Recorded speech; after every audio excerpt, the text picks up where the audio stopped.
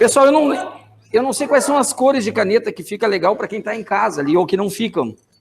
Mas eu vou tentar usar preto, azul, roxo e verde.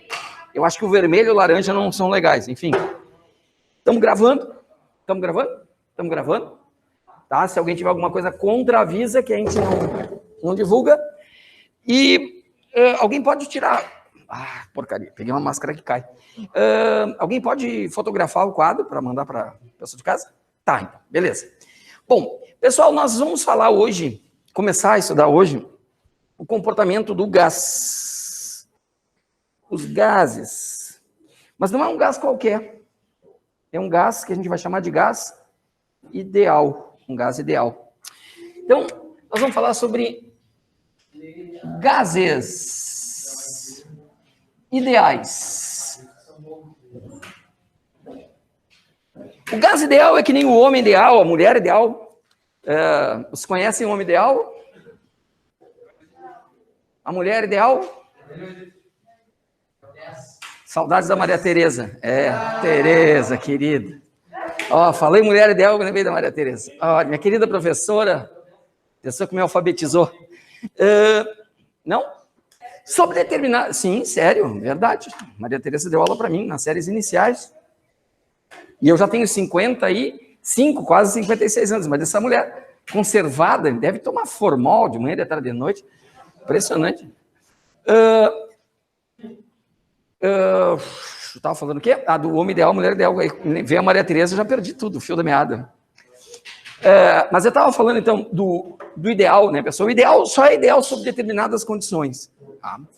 Um gás normal, um gás comum, lembra o que é um gás? É toda substância que se encontra no estado gasoso com temperatura igual ou superior à temperatura crítica. Que temperatura é essa? É aquela temperatura que, se a gente variar a pressão, não vai mudar o estado físico do gás, ele vai continuar no estado gasoso, certo? Se estiver abaixo da temperatura crítica, a gente variar a pressão, pode acontecer do gás virar líquido. Tá? Pode acontecer do gás virar líquido. Enfim, só com a variação da pressão. Então, o gás ideal, gás comum com pressão baixa e temperatura elevada, tende a ter um comportamento de um gás ideal. Tá? Esse comportamento do gás ideal é dado por uma equação, chamada de equação geral dos gases ideais, ou alguns também chamam de equação de Clapeyron. Equação de Clapeyron. Se eu não escrevi errado o nome da criança, é isso aí. O que diz a equação de Clapeyron? Diz assim, ó, PV nRT. Eu não sei se você chegou a estudar essa equação em química ou não. Sim? PV igual a nRT. O P é P de pressão. A pressão de um gás é devida às colisões das moléculas do gás contra as paredes do recipiente que contém o gás. Então, o gás ele vai estar ocupando um espaço que é o espaço do recipiente. Quanto mais ele colidir contra as paredes do recipiente, maior é a pressão que esse gás está submetido. Quanto menor o número de colisões contra as paredes do recipiente, menor é a pressão. O V é V de volume. O volume do gás e o volume do recipiente que o contém, né? O T é a temperatura, mas não é uma temperatura em qualquer escala de medida, tá? É a temperatura absoluta. O T é a temperatura absoluta. Então, aqui sim, vale a pena a gente resgatar aquela ideia de que quando a temperatura está em Celsius, para funcionar essa equação, eu tenho que passar para Kelvin. E tu lembra qual é a relação entre o Celsius e o Kelvin? A temperatura em Kelvin, né, que vai nos interessar, a temperatura em Kelvin é a temperatura em Celsius mais 273. Então, eu tenho que deixar sempre em Kelvin a temperatura para funcionar essa equação. O que é o N? O N é um número de mols. O número de mols, na minha época, também chamava de moles ou móis. Tá? O R é uma constante, chamada de constante dos gases ideais, enfim, é uma constante. E essa constante, pessoal, tu não tens que saber o valor dela, porque ela pode ter 3 ou 4 valores, dependendo das unidades de medida. Que saco, eu peguei uma máscara aqui. Não para. Dependendo da unidade de medida que a gente vai usar para a pressão, para o volume. Tá? Aí eu vou ter um valor diferente para constante. Mas, então não é um valor que tu tenha que saber, se precisar, eles vão te oferecer, vão te ofertar na hora da resolução da questão.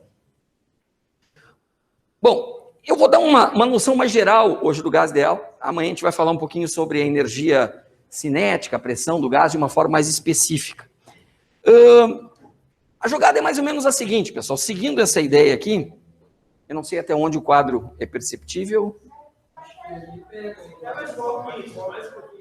Mais um pouquinho, até que assim. Pega mais aqui? Até aqui no celular, mais ou menos. Ah, então eu posso usar mais um pedaço aqui. Se alguém em casa não estiver enxergando, grita! Grita que a gente escuta, mas grita com o microfone ligado. Bom, te liga então. O gás pode mudar de estado, pessoal. Não é mudar de estado físico, porque se ele é gás, ele vai continuar sendo gás. Mas ele pode sair de um estado para o outro. Então, vamos supor que eu tenho aqui um gás. Tá? Esse gás se encontra aqui num estado que eu vou chamar de estado 1. Ele está no estado 1, então esse gás, por ser gás, tem uma determinada pressão, que eu vou chamar de P1. Ele está ocupando um certo espaço, ele tem um determinado volume, que eu vou chamar de V1. E ele está numa certa temperatura absoluta, que eu vou chamar de T1. Aí esse gás troca energia com o meio externo. Tá? A mudança de estado do gás vai acontecer porque ele trocou energia. E a troca de energia pode acontecer de duas formas. Calor, pela diferença de temperatura, se o sistema não estiver isolado, ou na forma de trabalho. Lembra como é que se troca energia na forma de trabalho? A gente tem que aplicar força. Então, há uma troca de energia, que o gás troca energia, ele troca energia com o meio externo, ganha, perde, enfim. E aí ele passa para um outro estado. É o mesmo gás, ele passa para um estado, digamos aqui, um estado 2.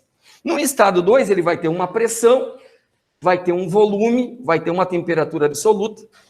Ele vai ter um certo número de mols, mas se é o mesmo gás que eu tinha antes, eu não vou agregar mais moléculas nem menos moléculas, continua sendo o mesmo número de mols.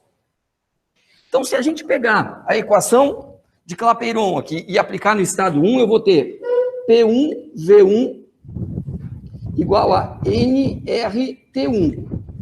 Se eu deixar para o lado esquerdo da minha igualdade, tudo aquilo que pode mudar quando o gás sai de um estado para o outro.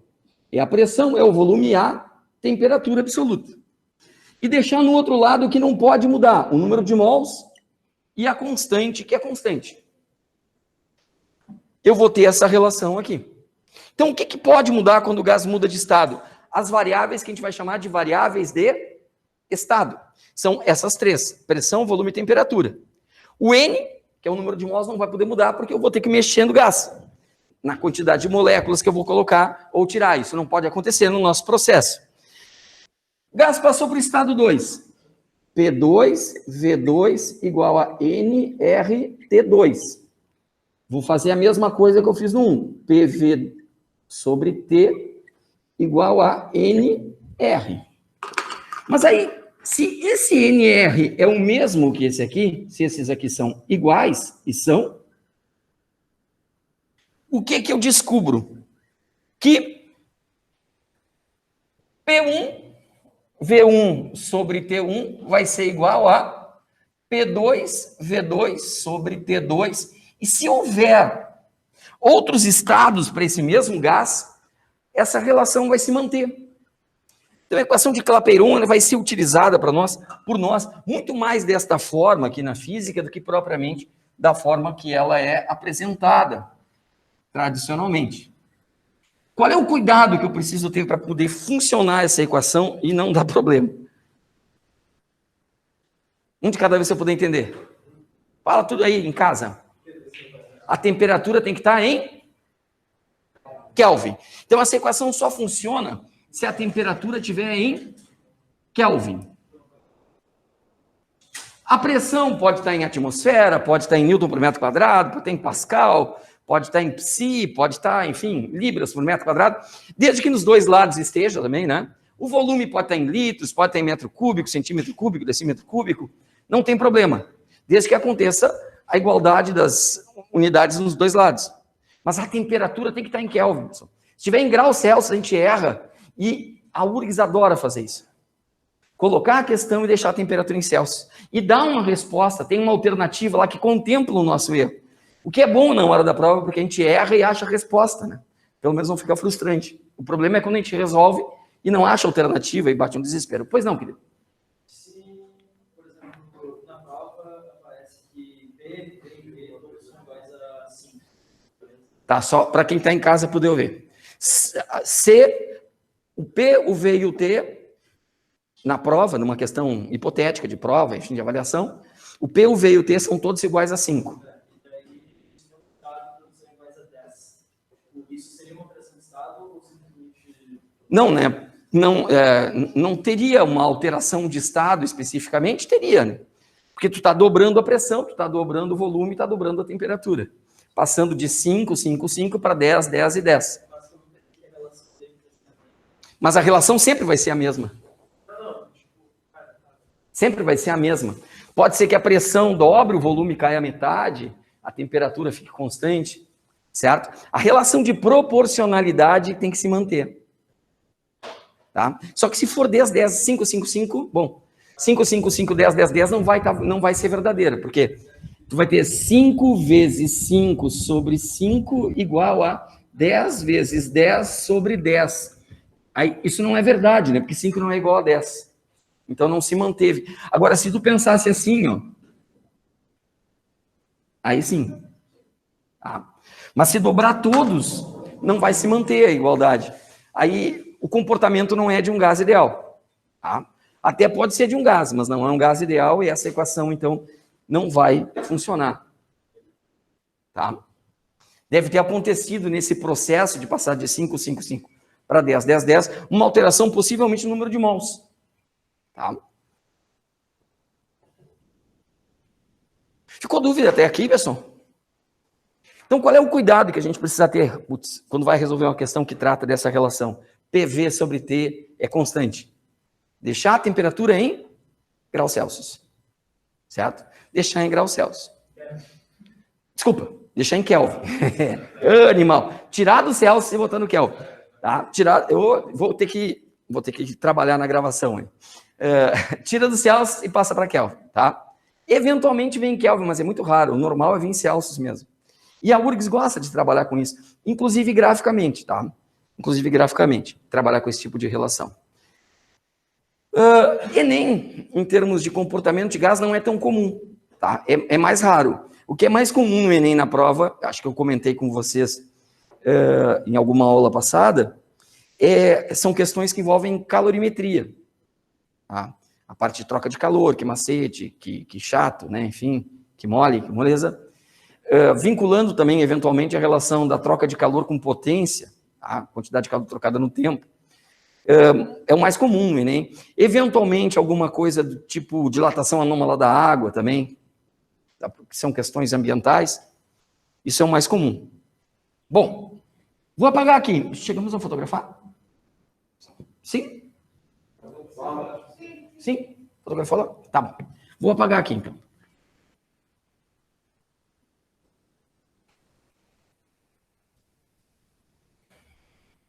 Bom, mas como é que o gás vai trocar energia com o meio externo, né? Tem que existir essa troca de energia para ocorrer a mudança de estado.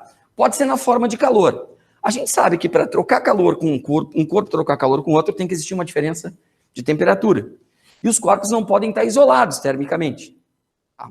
Não podem estar isolados termicamente. A mesma coisa acontece com o gás. E como é que a gente faz para trocar energia na forma de trabalho? Tu lembra como é que se troca energia na forma de trabalho?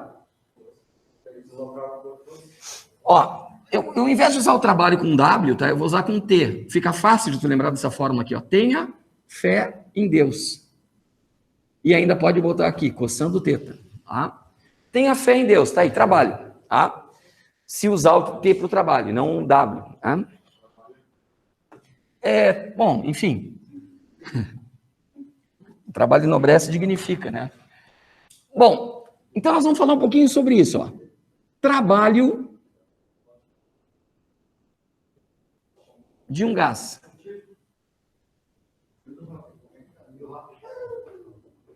Trabalho de um gás. Vou imaginar o seguinte, vamos supor que eu tenho aqui um recipiente. Esse recipiente tem um gás no seu interior. Esse recipiente tem um gás no seu interior. E ele tem uma parede que é móvel. Tipo aquela borrachinha preta que a gente tem em seringas. Tá? A gente costuma chamar de êmbolo. E aí, eu não vou usar o vermelho só aqui para fazer a chama. Por exemplo, eu aqueço esse sistema. Se eu aquecer esse sistema, as moléculas que estão aqui dentro vão ficar mais agitadas, certo? Ficando mais agitadas, elas vão bater contra as paredes. E ao empurrarem essa estrutura, ficando uma força F, essa estrutura vai sair daqui e vai ser deslocada, digamos, para cá. Deslocada para cá. Então aqui houve um ΔX, um deslocamento. Como a gente sabe que trabalho é igual a força vezes o deslocamento vezes o cosseno do ângulo entre eles, desculpa, vou botar aqui o W.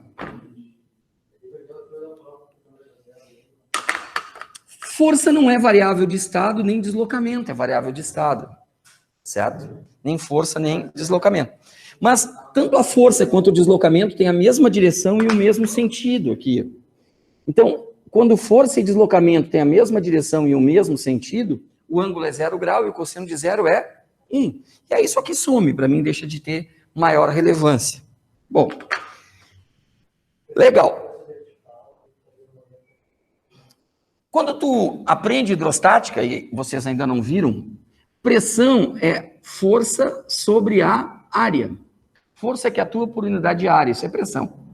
Então, a força é a pressão vezes a área. Então, eu posso tirar esse F daqui e botar pressão vezes área. Isso é o trabalho. Vezes o ΔX. Tá aí o trabalho. Pressão é variável de estado, mas área e ΔX e deslocamento não são variáveis de estado.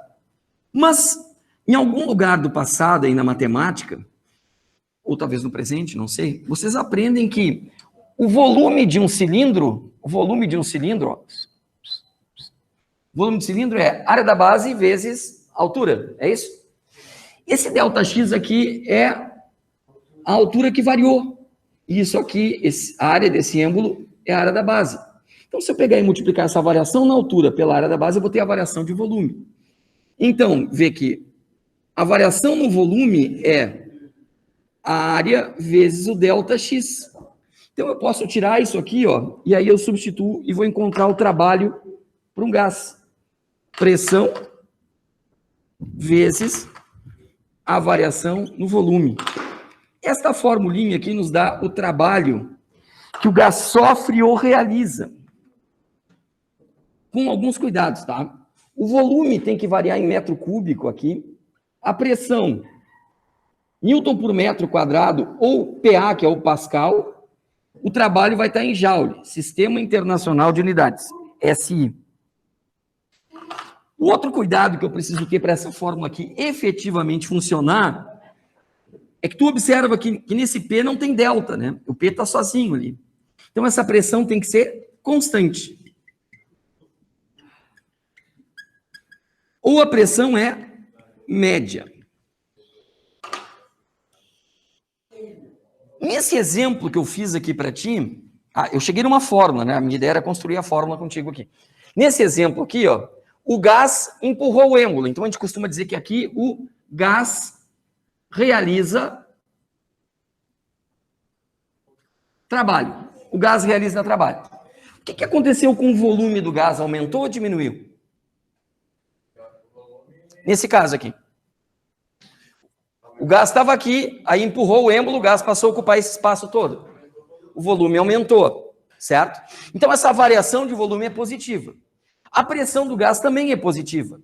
Nós sabemos que mais vezes mais dá. Então, aqui eu vou ter um trabalho positivo. Trabalho maior que zero, houve uma expansão do gás. O gás sofreu uma expansão. Pois não, querido?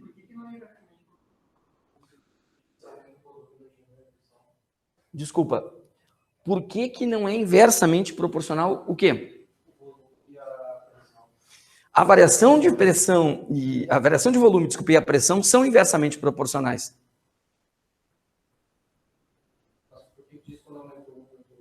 Porque aí o trabalho não ficou constante, né? Quando tu tem grandezas inversamente proporcionais, tu multiplica as duas e o resultado é sempre o mesmo. Se eu aumentar este valor aqui, ou se esse valor ficar constante e esse valor aumentar, esse valor aqui vai ficar maior do que eu tinha antes, né? Só se o trabalho ficasse constante.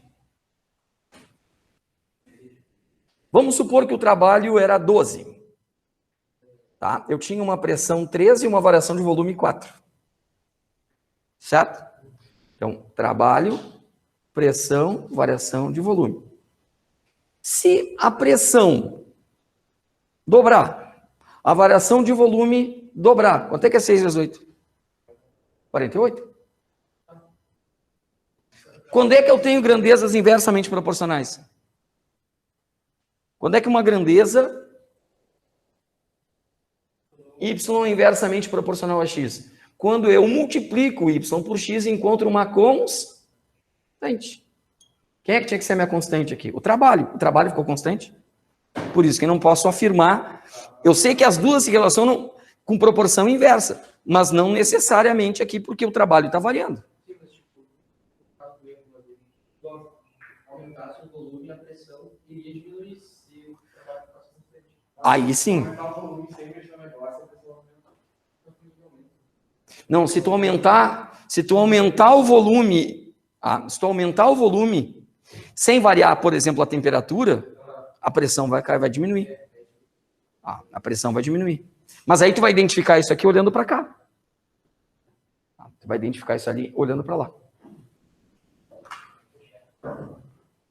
Então, essa relação de proporção direta e inversa, ela funciona sempre com uma constante. Tá? Vou pensar agora diferente, tá? Eu vou imaginar que eu tenho aqui, ó, um recipiente similar àquele no cilindro. Aqui está o meu êmbolo móvel. E confinado aqui dentro eu tenho um gás. Aí um agente externo chega aqui, ó, e aplica uma força nesse êmbolo. E comprime o gás. Tá? Esse agente externo, que droga. Esse agente externo pode ser eu aqui. Eu venho aqui e empurro. Se eu empurrar isso aqui para cá, ó. Empurrei para cá. Ó, saí do x0, cheguei no x aqui. Então, ó, houve um ΔX aqui. Um ΔX. O trabalho eu vou calcular pela mesma fórmula, pressão vezes a variação do volume. Só agora o que acontece com o volume do gás? O volume diminui.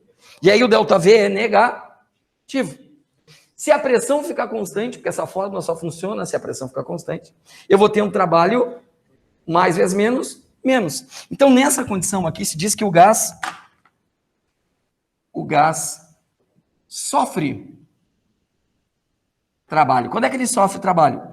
Quando o trabalho é negativo, e isso acontece quando o gás vai sofrer uma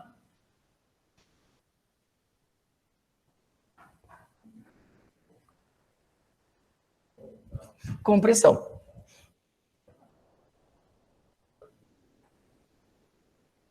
O gás é comprimido. Eu ia trazer para mostrar para vocês, só que eu não achei em casa. Minha faxineira foi lá e não... Para mostrar para vocês a expansão, usando aquelas buzinas de... E a compressão com a bomba de encher pneu de bicicleta, ou de encher bola. Só o gás não pode sair daqui de dentro. Mas aí o que tu vai enxergar? Tu vai enxergar exatamente o que ele falou. Se eu comprimir aqui... mas se eu comprimir, ou se eu expandir aqui... Vai alterar a pressão aqui dentro ou não vai alterar a pressão? Se eu estou tapando aqui, impedindo o ar de sair, vai alterar. Não, eu não quero. Se eu colocar um saquinho para fazer tipo uma bexiga, eu vou aumentar o volume, né? Então, Para conseguir que a pressão fique constante, nessas duas condições aqui, eu tenho que ter um controle muito grande do processo. Não acontece de forma tranquila. Bom, mas se aqui o trabalho é negativo, aqui o trabalho é positivo, né? E eu posso usar essa fórmula só quando a pressão está constante? E se a pressão variar? Bom, sempre que eu tiver um gráfico, ó, sempre que eu tiver um gráfico de pressão em função do volume. PV. Esteja a pressão constante, esteja a pressão variando, não tem problema, tá, pessoal? Pressão constante ou variando. Se a gente projetar esses segmentos sobre o eixo horizontal, vamos encontrar aqui uma figurinha, e essa figura tem uma área. A área desse gráfico vai ser numericamente igual ao trabalho. Pressão variou, eu não posso usar essa fórmula. A minha saída é gráfico. Pressão está constante, eu tenho gráfico. Pode usar o gráfico se for o gráfico PV. Sim, o mais comum é usar a pressão constante ou ele dizer que a pressão é média. Quando tu vai trabalhar essa fórmula aqui. Tá? Não, diria um valor qualquer de pressão, não necessariamente uma atmosfera. Tá? Eventualmente aqui. Mas o mais comum não é trabalhar aqui nem aqui. O mais comum é a gente usar essas relações aqui para ver como se comporta o gás quando ele troca energia com o meio externo. E a isso a gente chama de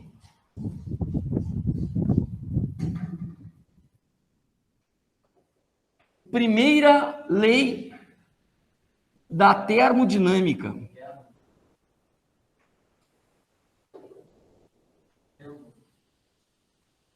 Primeira lei da termodinâmica, isso é o mais comum. O que diz a primeira lei da termodinâmica? Tu sabe que a energia não pode ser criada e a energia não pode ser destruída, ela apenas pode ser transformada. Então, a primeira lei da termodinâmica é uma extensão do princípio da conservação da energia. Tá? O que a gente tem aí? Primeira lei da termodinâmica. Delta U igual a... Tu lembra o que é delta U? U é a energia interna, né? O delta U é a variação na energia interna. O delta U vai ser igual ao quê? Tu lembra o que é o quê? Quantidade de calor que o gás trocou com o meio externo, menos o W, que é o trabalho. Então tá aqui, ó. A variação na energia interna do gás vai depender do desequilíbrio entre o que o gás trocou na forma de calor e o que o gás trocou na forma de trabalho. Entender essa relação aqui, pessoal, é muito provavelmente garantir uma questão na prova da URGS. Vou resolver isso aqui.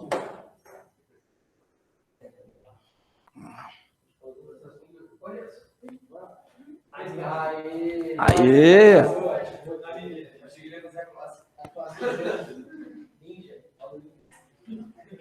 Essa máscara aqui, pessoal, logo que começou, essa não cai. Essa aqui, logo que começou, o Giba estava distribuindo para os colegas mais próximos, assim. A Vivi, a esposa dele, fez porque é bem o modelo do tapa-sexo que ele usava no Carnaval do Rio. O tapa-sexo do Giba tinha...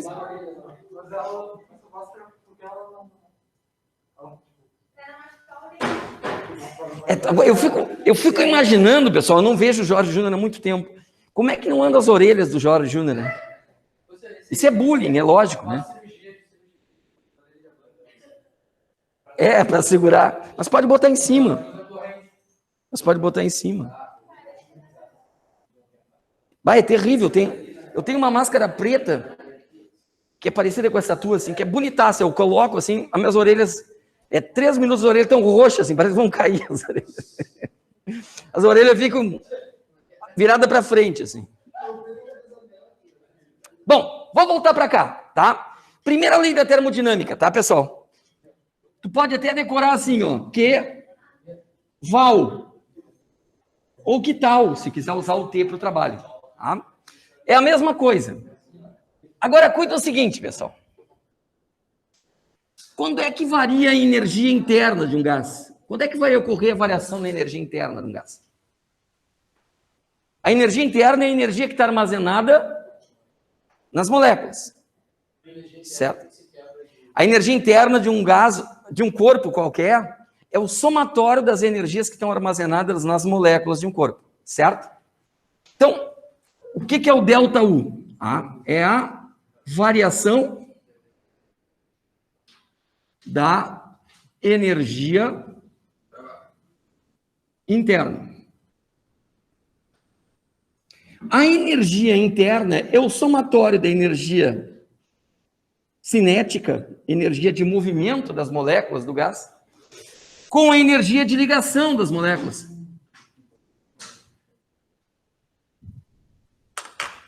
Certo?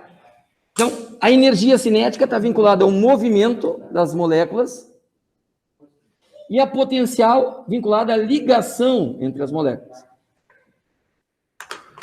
Isto aqui, pessoal, vale para qualquer estrutura, menos para o gás. Porque no gás, a energia potencial é zero, as moléculas não têm ligação entre elas. Então, no gás, aqui, ó, no gás, eu não ia usar o vermelho, né, pessoal de casa, desculpa. No gás, não tem energia de ligação entre as moléculas. No gás, só tem energia de movimento. E o movimento das moléculas, se aumentar, indica que o gás vai estar mais quente. Se o movimento das moléculas diminuir, indica para nós que o gás vai estar mais. Então, toda vez que variar a energia interna do gás, vai variar a sua temperatura. O gás vai ficar mais quente ou mais frio. E para isso não precisa nem trocar calor, pessoal. Para esquentar ou esfriar um gás não precisa trocar calor. Basta trocar energia na forma de trabalho. E qual é a condição para trocar energia na forma de trabalho? O que precisa para o gás trocar energia na forma de trabalho? Variar o volume, né? A pressão ele vai ter, né? Vai ter que variar o volume. Então, a condição para ter trabalho, pessoal, a condição para ter trabalho é ter variação no volume. Então, só tem trabalho sofrido ou realizado pelo gás quando o gás sofre expansão ou compressão. Quando ele se expande ou ele é comprimido. Tá? Senão, não tem trabalho. Só tem variação na energia interna do gás se o gás esquentar ou esfriar. E troca de calor? Bom, troca de calor vai depender da diferença de temperatura entre o gás e o meio externo. Ou do gás estar ou não estar isolado com o meio externo, do meio externo, termicamente. Laura chegou a bater foto daqui. Só para fechar, tá, pessoal? Vocês já vão poder almoçar. Só para pensar um pouquinho aqui.